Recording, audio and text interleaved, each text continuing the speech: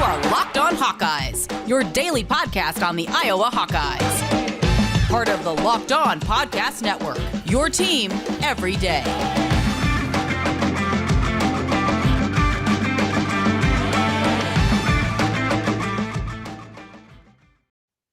Welcome back, Hawkeye Nation, to another episode of the Locked On Hawkeyes podcast, your daily podcast covering your Iowa Hawkeyes on the Locked On Podcast Network.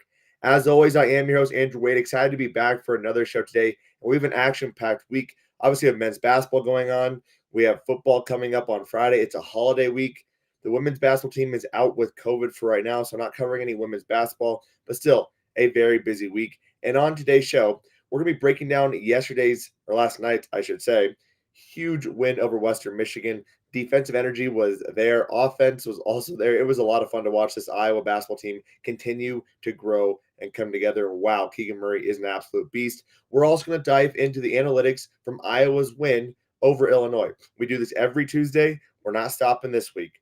We're also going to wrap up with talking a little bit about the depth chart. Some interesting things on both the Nebraska side and on the Iowa side. So we're covering all that on the show today. And today's episode is brought to you by Sonos. Sonos is the official sponsor of ESPN College Football. Go to Sonos.com to learn more. And I want to thank you all for making the Locked On Hawkeyes podcast your first listen every single day. You can find the podcast wherever you get podcasts at for free, Monday through Friday, by searching Locked On Hawkeyes. We're also on YouTube as well. Just search Locked On Hawkeyes. We are there as well. You can see my ugly mug on video, and it should be a lot of fun.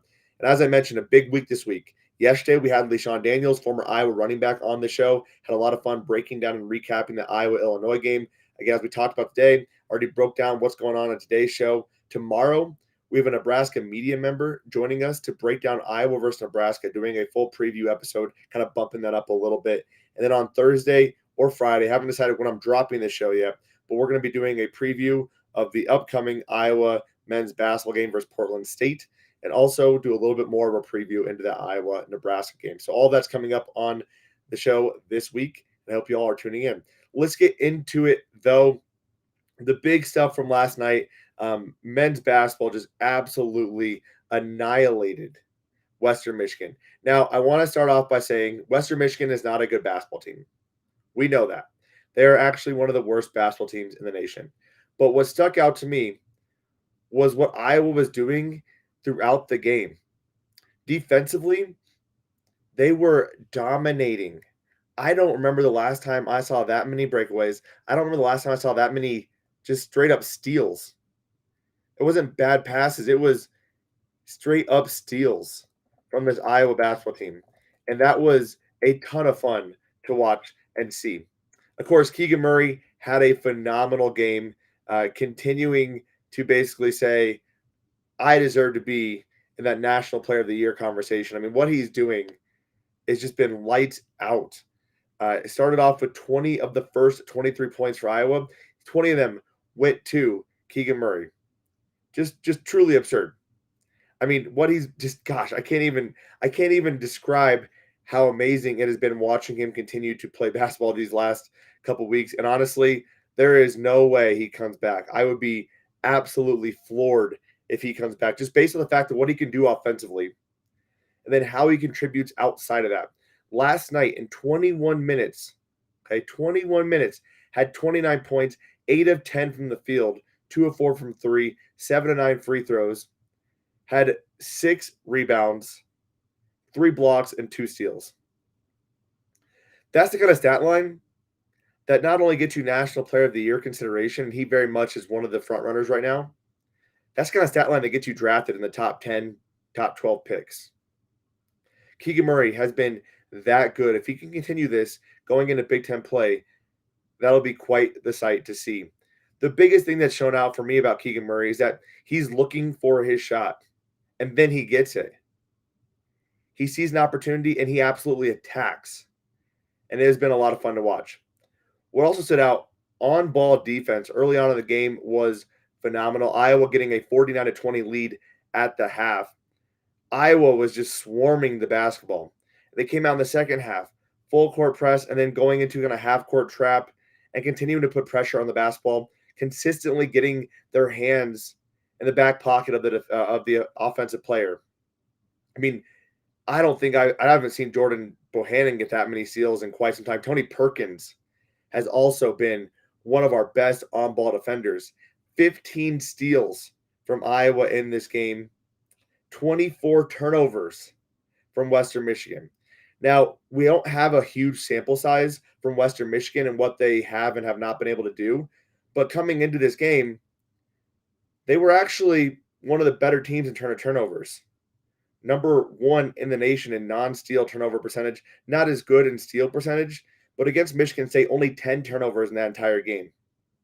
Against Iowa, they had 11 in the first half, and 8 of those were steals. Again, 15 steals. I'll have to go back and look at the last time Iowa had that many steals, but a pretty dominating performance. 6 blocks. Rebounding, not as good. 1 rebound more than Western Michigan, which, all right. If there's one thing to say, there's a criticism here, is probably the rebounding. But overall, you have to be really impressed with what Iowa was able to do, especially with Patrick McCaffrey out and Josh out as well. Riley Mulvey got his first bucket, which was a lot of fun. Payton Sandfort, that kid does not stop shooting. 5 of 7 from 3. It felt like every single time he was on the court, they were looking for him to take that shot. And again, Tony Perkins, 2 steals, adding in 15 points. Tony Perkins is showing that he belongs in that starting lineup. And when Jordan Bohannon does eventually leave next year, Tony Perkins is going to take that spot and he's going to run with it. He's going to be ready to absolutely roll. Tony Perkins showing what he can do. Philip Brach, I thought, despite him a very quiet night of only 6 points and 5 rebounds, he had a couple plays at the basket. There's one early in the second, or late in the first half, he got the ball right in the low post, face up his defender, and then beat the defender off the dribble to get a bucket. Philip Bracha, I know we worry a lot about the size of this team and whether or not we can handle the Big Ten centers. I will say Philip Bracha and his speed and quickness will give them some difficulties. Now, they're also going to be able to, kind of body him out, but Philip Bracha does have very good quickness and will be able to score on a lot of Big Ten people, and I'm really excited to watch how that all plays out. But again, Iowa getting a big-time W, 109-61, just absolutely dominating that game from start to finish. There was never a doubt about that. Coming up, we're going to be breaking down the analytics from Iowa versus Illinois, and then we're going to be jumping into the news that Adrian Martinez is not going to be starting this upcoming football game for the Nebraska Cornhuskers. A big-time loss. I know a lot of people say, oh, man, Adrian Martinez was a turnover machine. Adrian Martinez is actually the entire offense for Nebraska. So as much as you want to hate on him, the guy is a good player. So we're going to be talking all about that coming up here in a few short moments as well. But I do want to remind you that this is it. The putt to win the tournament. If you sink it, the championship is yours. But on your backswing, your hat falls over your eyes. Is this how you're running your business? Poor visibility because you're still relying on spreadsheets and outdated finance software? To see the full picture, you need to upgrade to NetSuite by Oracle. NetSuite is the #1 cloud financial system to power your growth with visibility and control of your financials, inventory, HR, planning, budgeting, and more. NetSuite is everything you need to grow all in one place. And with NetSuite, you can automate your processes and close your books in no time while staying well ahead of your competition. Over 27,000 businesses already use Netflix or NetSuite, and right now through the end of the year, NetSuite is offering a one-of-a-kind financing program to those ready to upgrade at netsuite.com/LockedOnNCAA. That's right. Head over to netsuite.com/LockedOnNCAA for special end-of-the-year financing on #1 financial system for growing businesses. That's netsuite.com/LockedOnNCAA. All right, y'all. And I've told you about PrizePicks before, but PrizePicks is a leader in college sports and daily fantasy. They offer more college football props than anyone in the world, and they offer all the star players of the Power 5 as well as mid-major players you might not have even heard of. This is for you college football fanatics. They offer any prop you can think of, from yardage to touchdowns, even interceptions thrown. And if you're thinking and sitting here thinking, well, I'm not as big into football, they also got basketball too. You can combine sports. You can go to basketball. You can go to football. Here's how it works. You pick 2 to 5 players. You pick an over-under on their projections, and you can actually 10x your entry. It's just you versus the projected numbers. Again, they allow those mixed board entries, and these PrizePicks entries can be made within 60 seconds or less, and they offer safe and fast withdrawals. And right now, all of our listeners that deposit money into their account, use the promo code LOCKEDON, that's LOCKEDON, and you'll get a 100% instant deposit match up to $100. So don't hesitate. Check out prizepicks.com and use the promo code LOCKEDON, or go to your app store and download the app today. That's PrizePicks, is daily fantasy made easy. And I want to thank you all for making the Locked On Hawkeyes podcast your first listen every single day. Again, you can find the Locked On Hawkeyes podcast for free wherever you get podcasts at, and also on YouTube by searching Locked On Hawkeyes. And before we took a break, we talked about Iowa versus Western Michigan. Now we're switching gears back to the football landscape. As we do every Tuesday, we're breaking down some of the analytics from the win over Illinois. There's a couple very interesting things about this. Now, I saw several people on Twitter say, did Tyrone Tracy even play? I'm here to tell you, he did play. But what's happening? There's clearly either a divide with where Tyrone Tracy can perform, or they were punishing him for his tweet, or it's a mix of both. Because in this game, Tyrone Tracy had 6 snaps. For reference, Keagan Johnson, 62 snaps. Arlen Bruce IV, 30 snaps. Nico Reganey, 29 snaps. Charlie Jones, 28 snaps. Tracy, 6. Max Cooper, 1. Now, one of the big things when we looked at this game, Alex Padilla, only 6 of 17. And people thought that was absolutely terrible. It's not good, but 6 of 17 for 1 interception and 83 yards. When you go back and look at the tape, and according to PFF, there was 4 official drops, but arguably 7 catchable footballs. We're looking at more of like a 10 of 17 or even a 13 of 17. The drops have been a problem since Alex Padilla has taken over. Now, there were definitely drop problems when Spencer Petras was quarterback as well, but almost 7 drops is absolutely absurd. Part of it, I truly believe, is the ability to fit the ball in windows that people are not expecting. Now, the other part of it is he's targeting Keagan Johnson significantly. Keagan Johnson has had some issues with drops this season, but what he can do when he gets the ball in his hands is just too good to pass up that opportunity where he might drop a football here and there. Nico Reganey has struggled with drops throughout his career, and I've said that plenty of times. He had 2 drops in this game as well. So it's just kind of interesting when you look at that, what kind of the context behind some of those throws were. Now, the interception, I liked the idea of throwing down the sideline to Keagan Johnson, but when you have safety help over top, you have to be a little bit more better on the ball placement with that throw. He overthrew Keagan Johnson with that safety help over top. There was no chance. You have to put it in a place where Keagan Johnson might be able to get it, but arguably you don't make that throw at all. When there's safety help over top, that's going to be a really tough throw to fit in there. But overall in the game, 1 big-time throw, 2 turnover-worthy plays, and 2 throwaways.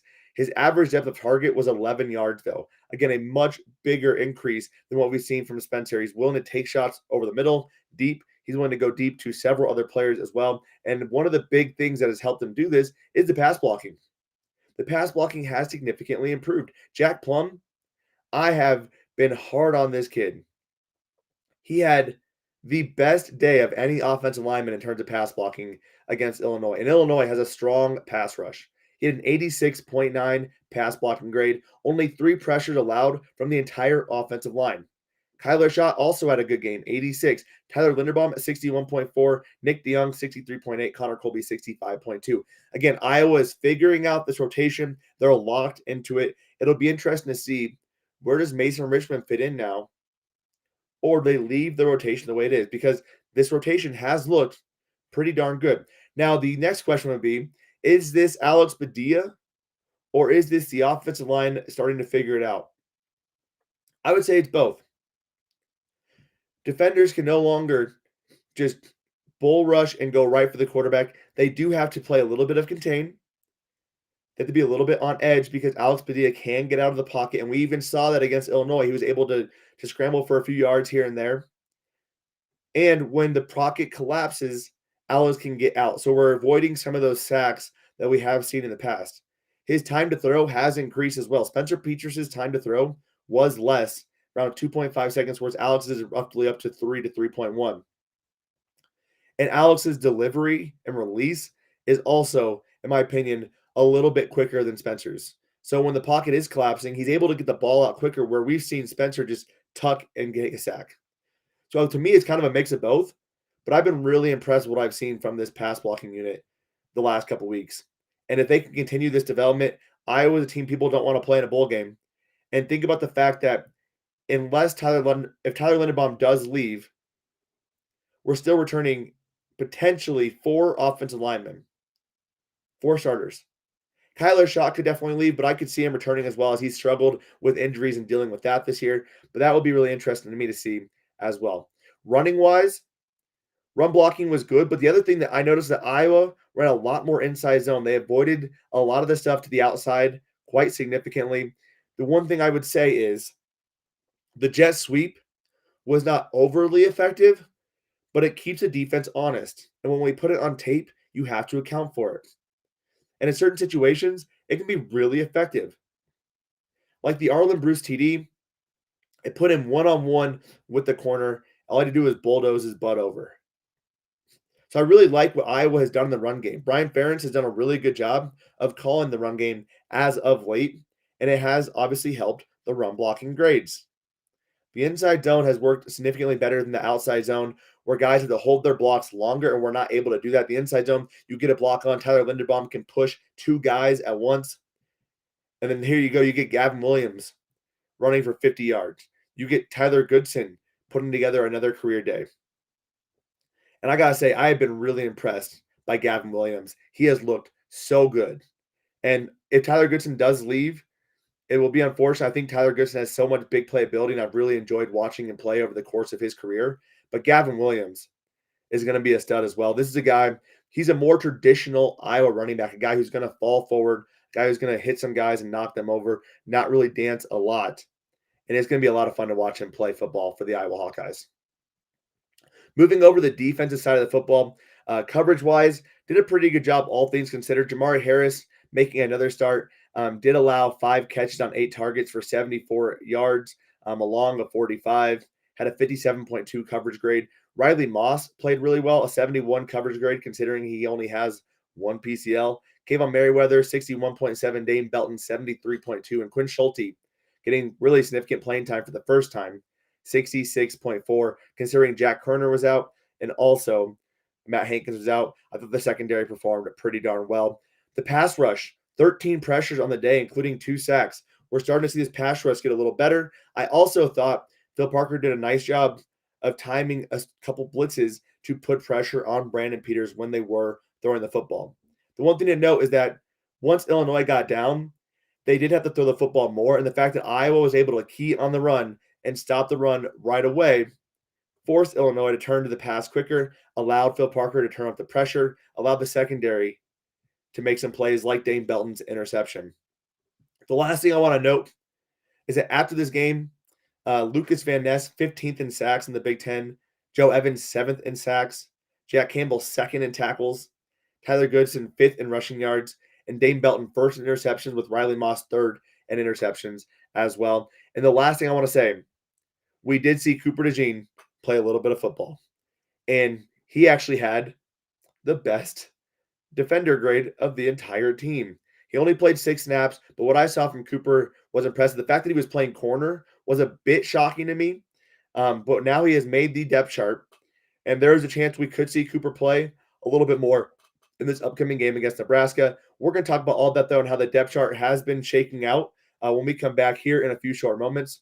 With Iowa taking on Nebraska, a lot of you probably saw that first line, the +4, and you're like, let's hop on this. And then the Adrian Martinez news came out, and that line shifted very quickly. So I hope you're able to get your bets in at betonline.ag. It is Thanksgiving, and we all know what that means. It's football time.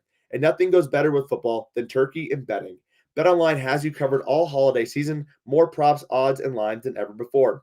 BetOnline.ag remains your number one spot for all the sports action this Thanksgiving. Head over to their new updated desktop or mobile website to sign today and receive a 50% welcome bonus on your first deposit when you use the promo code LOCKEDON. That's LOCKEDON. And it's not just football.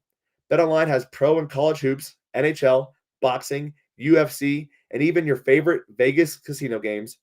Don't wait to take advantage of all the amazing offers available for the 2021 season. BetOnline is the fastest and the easiest way to bet on all your favorite sports. BetOnline.ag. We're stuffed with deals this Thanksgiving. All right, y'all. And as we were talking about before we took a break, we started to get into the depth chart. The biggest news that came out yesterday was that Adrian Martinez is out. Now, what does that mean? Well, we're going to talk about that, but I want to quickly go over a few other depth chart things on the Iowa side as well. Again, no Mason Richmond on this depth chart. Spencer Petras makes his return as the number 2. I expect to see Alex Padilla as the starter versus Nebraska. Matt Hankins, he's out. I don't think we see Matt Hankins till the bowl game. Looks like it was a hamstring. The guy could barely walk during senior day. Jack Kerner on the depth chart, in my opinion, he's probably a go. Sounds like he was a game time decision and was unable to make it, but he's probably a go. Terry Roberts could be back.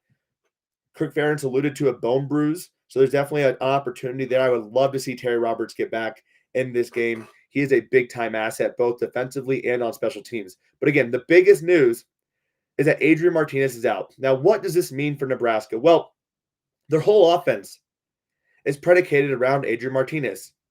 Now, a lot of people make fun of Adrian Martinez. They say he's a turnover machine. He's not very good. The Nebraska offense isn't very good, and Adrian Martinez carries them on their back. He is a dynamic playmaker, and yes, he is not the best thrower. But again, without Adrian Martinez, it'll be really interesting to see how this offense moves. Taking over for him is more than likely Logan Smothers, a backup out of Alabama. On the season, he's 7 of 11 for 119 yards, 13 rushes for 69 yards. I texted one of my good buddies who watches every Nebraska football game and is very invested in Nebraska football. Huge Nebraska fan. I texted him and said, Adrian's out. What does that mean? He said, Logan's fast. We're going to throw short, and it's going to be really terrible watching him pass. Now, the 7 of 11 doesn't speak to that, but that is the general consensus I've heard about Logan is that passing-wise, he is not a very good passer. He is worse than Adrian Martinez significantly, but this guy is fast. So expect a lot of option, expect a lot of running plays. And Iowa has struggled with running quarterbacks in the past, but expect a lot of running plays to set up 1 or 2 big-time pass plays for Logan Smothers. I also expect to see a lot more pressure from Phil Parker, probably a lot more run blitzes, trying to stop the run and force Logan into throwing. This also means you want to get a big lead quickly. Now, every game you play, you want to have a big lead quickly.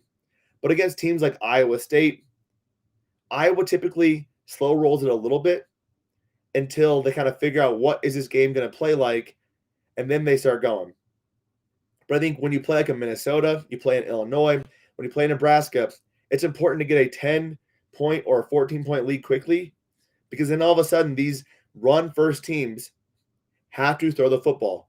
And when you have a quarterback like Logan Smothers back there, a backup quarterback making his first start, you want to have him throwing the football. So I expect Iowa to come out slinging on offense, and I expect pressure from Phil Parker. You want to force him to throw. You also need to worry about the contain. So Joe Evans, Zach Van Valkenburg, John Wagner, you need to worry about letting him get outside the pocket.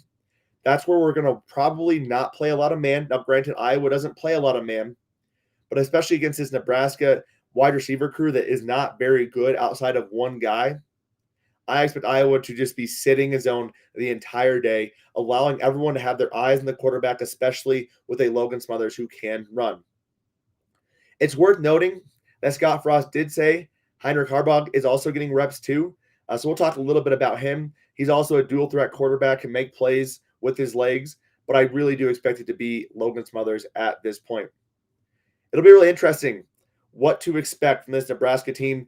Iowa now has 4 days to prep for a different quarterback and a different game plan than playing Adrian Martinez. And this is definitely advantageous for the Iowa Hawkeyes, getting to go up against a backup quarterback making his first start. But I just want to reiterate that Nebraska is probably going to try to run the ball, and they're going to try to do it with Logan Smothers, who has what I've heard to be 4.4 to 4.5 speed.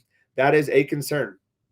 We have to watch out for Logan Smothers. So again, the key is this: pressure on Logan, force him to throw, so stop the run, and get a big lead early so you're making Nebraska play from behind in this game. That is so crucial.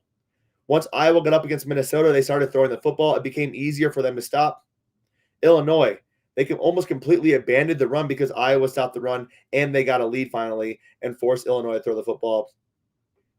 It was good. Both those games, Iowa needs to do that again against Nebraska. They need to stop the run, force them to throw the football, and you will have an opportunity to win this game and claim 10 wins, which will be huge for the Iowa Hawkeyes. That is all for today's show. Just a reminder, we are going to be joined by a Nebraska media member tomorrow to break down this Iowa-Nebraska football game. So you definitely got to be on the lookout for that. And I want to remind you that I'm going to be talking to you about how to bet on this Iowa-Nebraska game. But if you want to know how to bet on other games this week at BetOnline.ag, check out the Locked On Bets podcast hosted by your boy Q and handicapping expert Lee Sterling of Paramount Sports. They got you covered for every single game, or lots of games, at least 3 to 4 games every single day, letting you know how to place your bets so you can put some money in your pocket. I want to thank you all for listening to the Locked On Hawkeyes podcast. Have a fantastic Tuesday. And as always, Hawkeye Nation,